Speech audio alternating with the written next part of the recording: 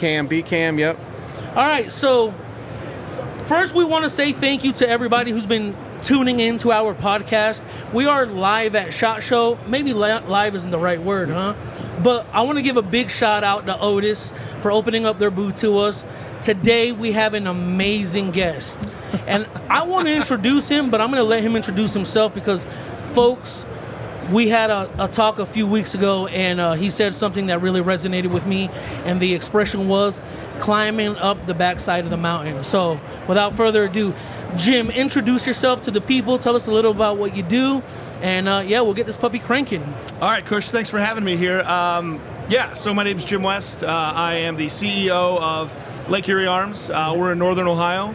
We're a 94,000 square foot indoor shooting facility, but not really traditional, right? We did it a little bit different.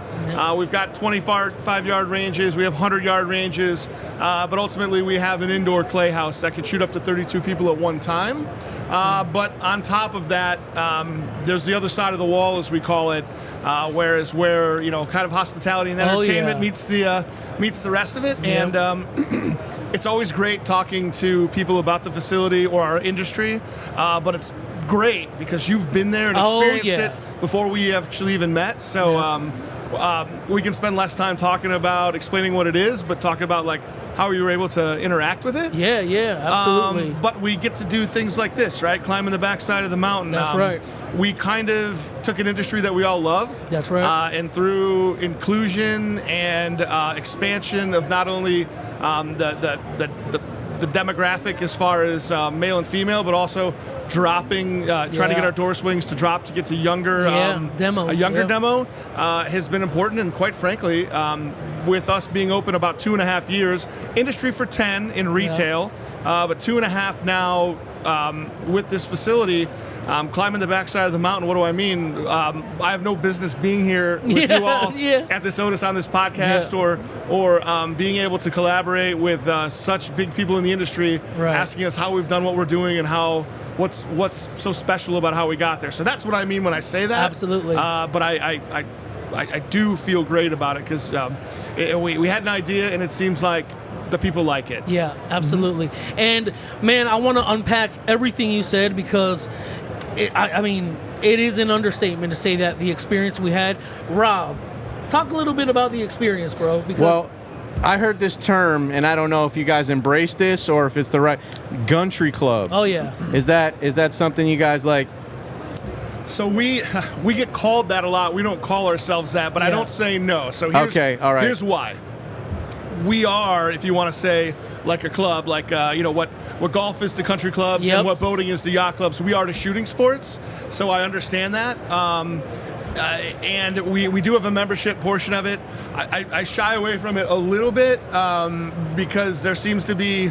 We are open to the public, and we do have 90% of our facility is open to the public. And sort of when we've used that term, what we've learned is they feel like they're maybe not welcome, and/or it's not like, hey, we can't enter. Correct, and it's really not. It can be very affordable, and that you can choose to be a member but still utilize the facility. So I hear it. I can go either way on it. I just don't like it when it makes people feel like they're not welcome to come in the facility to enjoy it.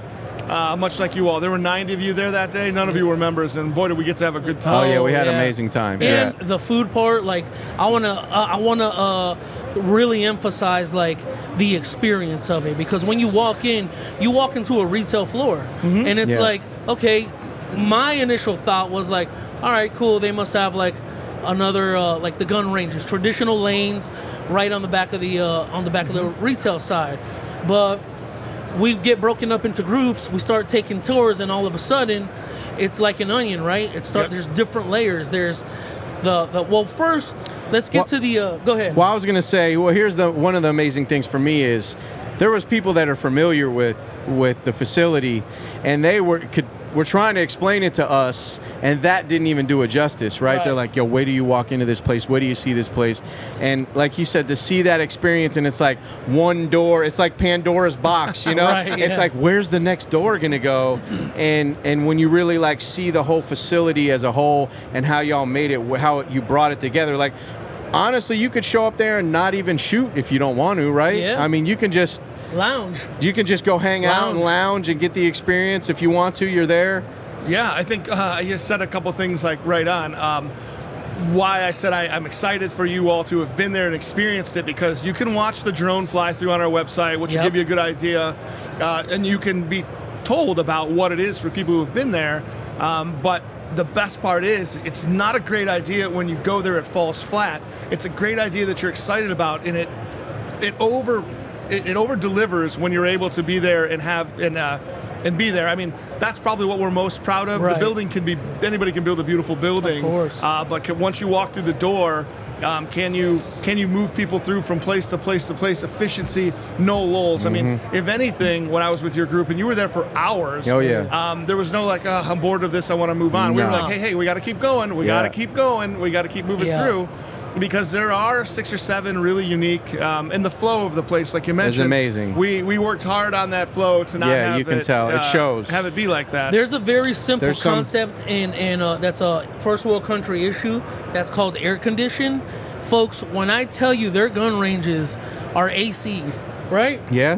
I usually break a sweat. I'm like, after like a good 30 minutes, I'm a big dude. There's no shame in my game. Yeah. After 30 minutes, I'm hot, and I'm like, man, I really need to like dry off. And for perspective, it was unseasonably hot up there. I don't know if y'all we were looking. 90s. It was crazy because we're from South Florida, so we're like, we're gonna be in Ohio, June, cool night, and it was like we're like, dude, it's like 100 degrees. So like the devil's armpit. To have that massive of a space and everything was comfortable, like you said, everything flowed. For me, one of my wow moments was, I don't know if it's dubbed the locker room, but with all the Winchester safes in there. Yeah, the vault room. That was unreal. How many? I think they told us on There's 202 Winchester Bandit 14 vaults in there. Insane. I'm going to do a... where's the... drop some sound effects on that. Definitely some sound effects there. Yeah, they're about 70% full. What's nice about that, too, is... other than a nice, cool, climate-controlled range, right? I say all the time, it's 7 degrees and sunny inside Lake Erie Arms 363 days a year. And in Northern Ohio, we have the unseasonably hot days. But right now, my daughters aren't in school because it's -4 at home. So you're not outside setting up to shoot 100 yards today either, right? No. So that climate-controlled aspect, but also for people, for accessibility. A lot of people maybe can't have firearms at home or take them onto their work site if they're at NASA across the street or wherever. So the ability for people to come in, go into their vault room, get their firearm, go out into the range, shoot around a clays real quick, or sight in a rifle, put it back in there, get a coffee or a sandwich, and get back on the road in 25, 30 minutes. That allows them the ability to probably shoot 2 to 3 times more frequently than they would if they had to go set up outside or do that. So that was about 70% full there. On that, and it grows every day. Can we jump to the nighttime clay shooting? Because I have a couple questions. Like, one, I guess the first question I want to ask is, what was the inspiration behind nighttime clay shooting? Because outside of it being interactive, it's really cool seeing the fluorescent clays just fly, launch. That was cool. So the big thing we started off here, everything goes back to our purpose, right? I didn't grow up with a traditional background in firearms, so I had to kind of get myself into it. And I believe that if the 2A movement wants to keep moving on, we've got to get the younger and younger generations involved to be able to do it. And not all of them want to go right in and high-power rifles. So when we opened up the clay house, it was great and it was fine, but we were getting a lot of your hardcore clay people who wanted to shoot in the off-seasons.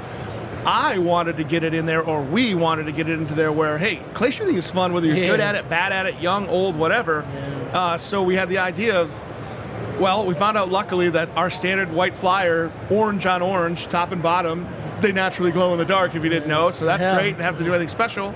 And we wired it up. We said, what do bowling alleys do? They've got hardcore people who are in leagues and regulars.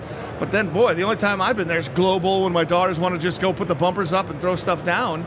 So we started in off hours doing glow clays. Sure enough, we start filling up more busy when we're doing glow clays than standard. And now they're having so much fun that they'll go back in the daytime and regular time to then do it. Right. Everything we do is to get people through the door one time, and then we'll go lateral. He hit the line. He hit the line. Get them through the door. That's it. We'll show them a good time. And, even with corporate events or whatever, people might be able to come through the door and they've gone to dinner the first 5 times. Then they meet a friend, they get talked into a women's league or a beginner league, or they take a class. It's all through getting people through the door and being comfortable in the environment. Then when they're ready, they'll go through. It's about inclusion and everybody that's here is really hardcore to firearms. I could build a range and put it in a bunker and not advertise. Those people will find it. Oh yeah, 100%. We have to. I'm trying to do it back to the masses. I don't want the 6 or 7 people that are dedicated hardcore. I'll take them because they'll be there anyways. I want the other 93, 94%. Yes, 100%. And I have to create things to create an experience for them to do it. And we've done it. We've tried a couple of things that didn't work. But the more and more we talk about that, whether it be a murder mystery night or we just packed the place for line dancing last Thursday. It was crazy. Really? Oh, it was actually like a problem. We got overran. Oh, wow. And it's members who are bringing people in, and then next thing you know, I see the emails. 6 more memberships tonight from those people who came here, would have never walked through the door for anywhere else. But now they've bought a membership, and now they're out on the range. Yep. That's what I'm talking about. That's experience first. It takes a lot of work. It takes having employees like Matt and our other employees to be able to engage with people and give us feedback on what they like, what they don't like, and move on from there. Yeah. That's cool, and it's you can tell that was designed intentionally, because like I said, when you walk in, it's like, oh, cool, retail space, and then it's like, oh, upstairs, and then it's like, oh, there's a restaurant, there's a lounge, the windows open up, like just everything is experience. And then what I did love and I appreciate is, and correct me if I'm wrong, I don't know if it was a sauna that was in there, but in the men's room, it feels super relaxed, like coming out of the chaos of shooting, and then you walk into this, like, it seemed like cedar planks all over the wall, and like I can, full disclosure here, it felt like I can drop a deuce peacefully. And like I don't have to worry about there being an odor coming, because it smells like it's an aromatherapy room.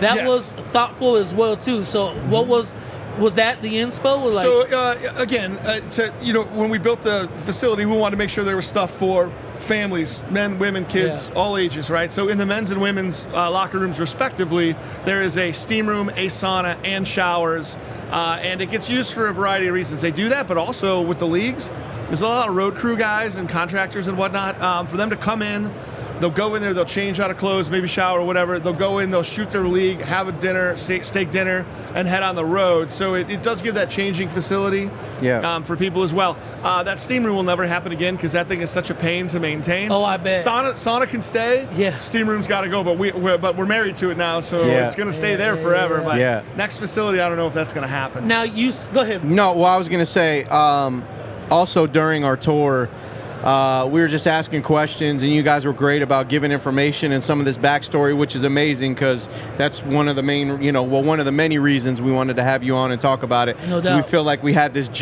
we had this experience, right? When you have an experience, no matter what it is, that is amazing like that, you want to share it. So I think that's amazing. And something we heard on that tour was that as far as the demographic of your members there, that I believe it was 51% more women 51% than at the time. I could be wrong on that. I don't know. We haven't geofenced. I'm working with a company to geofence it again.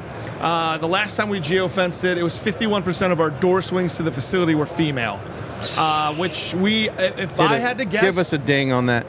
If I had to guess, I'm pushing for it, because I think we've pushed the needle since then. And I think we've probably dropped the general age demographic about a decade since then as well. What? Wow. That's amazing. 35% of of the people coming through the door are from unique destinations further than 150 miles away.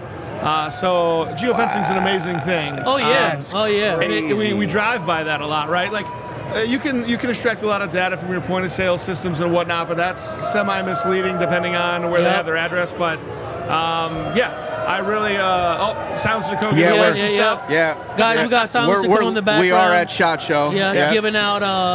Giving out something Lego. Lego. Otis has got this nice booth here. It could be way worse. This is awesome. Yeah, this booth is very nice. I love that you said that it's a destination.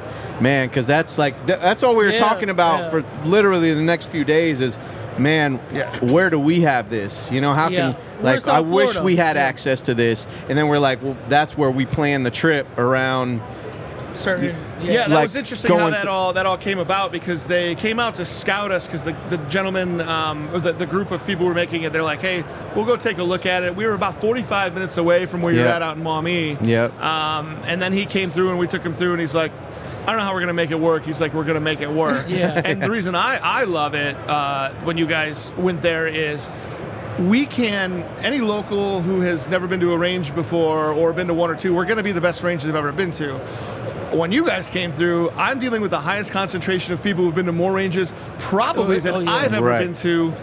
So getting that feedback was invaluable and humbling and rewarding, right? Because everybody there, I mean, the amount of the acumen for being at ranges was kind of off the charts for you all. And what's really cool is that we, like us specifically, we are a traveling media team, right? The amount of places we've been to, the ranges we've seen, it's like bar none.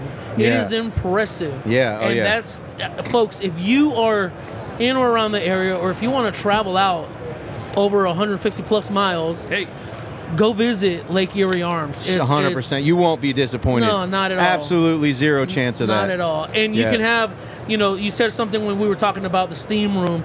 You said something like the guys can go out, enjoy a steak. Let's talk about that restaurant, because that restaurant is top shelf. My man Cush downed a scorpion in there. I did down a scorpion. We can get in the scorpion. Got on the board. So we have a great chef. I come from the hospitality industry. Growing up through it, I never wanted to be in it, and now I'm in it. I own 4 of the restaurants outside of this with my wife. She takes care of all that. However, we knew that hospitality was going to be the main thing, and that's where when you talk about the Guntry Club aspect of it, right, the social aspect of this club, and Matt, who's next to me, who doesn't have a microphone, he'll just nod his head here as I say this. We have so many fiercely brand loyal people due to the friendships they've made there and the friendships they have with our staff. And you interacted with my staff when I wasn't around. It's a bunch of people who genuinely enjoy their job, and boy, are they proud of the product that restaurant puts off. So any one of our income generators, whether it be training or the ranges or retail, the cafe or the restaurant, they all have to be strong enough to survive on their own, but they do synergetically feed each other. But I would put that restaurant up against any restaurant within a 50-mile radius between the game offerings and the diversification of the menu, and then ultimately the best peer pressure of all time. If you get talked into doing a scorpion once you're there, which when you were there were probably 200, maybe 150 names on the board. We're approaching about 500 right now. I'm actually trying to source more wood to. That's impressive. We're talking Make about, more board. We don't know. We're running out of space for the boards. That's the issue we're having right now. That's impressive. Yeah. That's and I take pride in saying that I was the first one from the group. There was I want to say 90 of us. I was the first one to eat a scorpion because everybody was like, a scorpion. Yeah. I know exactly how many scorpions got eaten out of those 90 people. Although everybody I talked to said they did it, I know exactly how many were eaten. Do you know how many were eaten? Yeah. Wait, what? 90 of you were there. Yep. Only 23 people ate scorpions. Really? That's it. They all say they ate it. Only 23 of them did. I was definitely the first one. Yeah. Because we all went down there. They bought it on the little platter. I was looking at the board. I was like, yo, what is this? And the bartender, the one with the tattoos, the sleeves, she was like, you can get your name on that board if you eat a scorpion. I was like a real scorpion? And there was somebody there that was like, is it alive? And I was like, it's not alive, brother. They're going to bring it out. It's going to be a presentation. Yeah. And the way y'all brought it reminded me of an old-fashioned. Yeah. Especially here in Vegas, the way they present it. That's exactly where I got the idea from. No way. I was at Smith & Walensky's out here for a food show, and they presented it that way. I'm like, I'm taking that. Oh, yeah. I'm like, no old-fashioned scorpion. Yeah. You got to catch it, rip off the stinger, and eat it yourself. Yeah, absolutely. So tell us what's next, because we're approaching 20 minutes here, and we have 30-minute windows. Sure. What's next for Lake Erie Arms? We're entering 2026. I know this week is a long one. We got a lot of conversations happening. we're excited about what's in store for y'all. What do you guys have on the cusp here? So actually what we're working on right now, and by the time we get back, it should be completed. So furthering our mission with bringing people through the door, specifically the youth, right? Yep. We feel good about everything we have as far as furthering the female demographic, getting younger people in to make that gap from I don't know how to get into the door to shooting, and then moving even further with like CMP to be competitive shooting for non-traditional athletes to move on and higher competition. We've spent some time moving around, and we've actually partnered with this company called Level Up Live. So we've taken that large event room upstairs, and we have put in a full immersion airsoft zone. Wow. So if you, and even EVIC is here, right? So airsoft has evolved to where I could put one of a TTI Pit Viper in your hand, and the bolt of them, if you don't look at the barrel, you're not really going to be able to tell the difference between weight and functionality. So what we're doing is we have that immersion zone. There's a couple of them. Level Up Live is installing now, and basically we're going to run leagues and birthday parties, and we have full.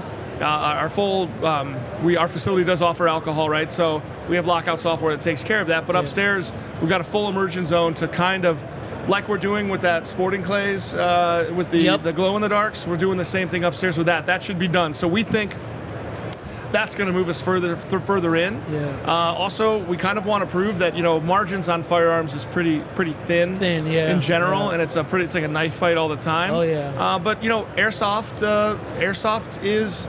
The margins are 2 to 3 times that. So if we have some of that in there as well, we're hoping that we can show other, and this isn't proprietary to us, right? We're hoping we can show that those two worlds can live together to then help the margins out, to help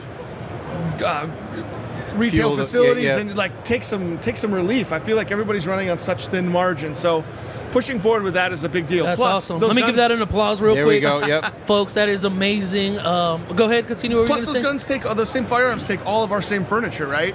So any of our optics or anything else. So if you're shooting a Daniel Defense and you want to move up to real rifle, you can use the same Magpul, same grips, same stocks. You can transfer furniture, and we have all that available as well. So I want to tip my hat off to you because we've been in this space for about 3 years, but we've been entrepreneurs for 11, 12, right? And one of the conversations we've heard since we've entered the space is, how do you introduce people into shooting sports? And you're going by it by in an unconventional way. We're going to bring you in with airsoft. One, like you said, that kicks down the door for a different age demo, right? But the chances and probabilities are higher that they're going to want to be like, well, this is fun, but I want to shoot a real gun. Where can I go? Well, you're standing in my facility. What do you want to shoot? And so that's what's really cool, because hats off to you, because that takes a lot of action. That takes a lot of well, and there's always, I think, a fear barrier with anything. 100%. You know what I'm saying? That's what stopped me. Yeah. So you said the word comfortability, and I think that's a great word, because that's what you have to create. It's almost like that's what you did create, I should say. Especially when you want to buy your first firearm, if you've not been pushed through it. It can be intimidating. You're going to be using the same salesman who's selling your airsoft gun when you graduate through. It's just like if you could buy your first bicycle, and then you're the same guy next sells Harley. Your Harley or whatever. I mean, it's sort of the same thing, right? Familiarity, making them comfortable to come in and ask questions. If I get them in the door, I don't have to look over my shoulder to know if they're enjoying it.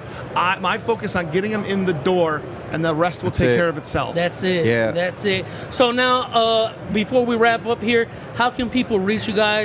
Drop your socials. Maybe Matt, that's a you thing. Matt's going to do it. Matt forgets this part, so I'll tell him. If you go to our website, Matt's like, I'm catching strays over here. If you go to our website, you can definitely catch a fly-through of our video right on the main page. That's sick, by the way. It'll take you all the way through the ranges, through the restaurants and everything, but I'm going to pass this over to Matt so he can hit us up on the rest of it. Folks, Matt, here he is. Let's bring in Matt. Let's go. Yeah, okay, guys. So, you're going to want to go to learms.net. That's going to be our website. You can catch us on Facebook. That's just going to be Lake Erie Arms. Then on Instagram, it's going to be Lake Erie Arms, Ohio. And, of course, our YouTube page as well. We're trying to get some numbers up on that. So we appreciate if you guys could like, follow, and subscribe. Awesome. Let's go. Awesome. And guys, thank you for listening. Rob, real quick, just to wrap it up, put the bow on it. And they can basically find out all the information they need there, as far as like getting in the door and whatever. You said you offer tours. Like if someone just wants to come look at the facility and walk. You through, walk in like, the front door and say it's your first time there. Those girls at the front desk will grab you and they'll take you through anywhere. Okay, Probably cool. give you, even though it's a membership only restaurant. If you don't want to touch a gun, you don't have to. Like you just come check the facility You just want out. to come eat and go through. They'll give you a 1-day pass to try out the restaurant. Awesome. All of that. Just come to the front desk and ask, and then we'll take care of it from there. Folks, we want to say thank you to seriously, Jim, to Otis. To Otis for opening the doors to this amazing show for us to podcast. 2, to our amazing guest Jim and everything he's doing up there around the lake and changing with real ripple effects the space and the demos around him. And to y'all, the listeners, we can't do this without y'all. We appreciate you liking, sharing, subscribing, and sending this to your friends. That's it. Thank y'all. Thanks for having us.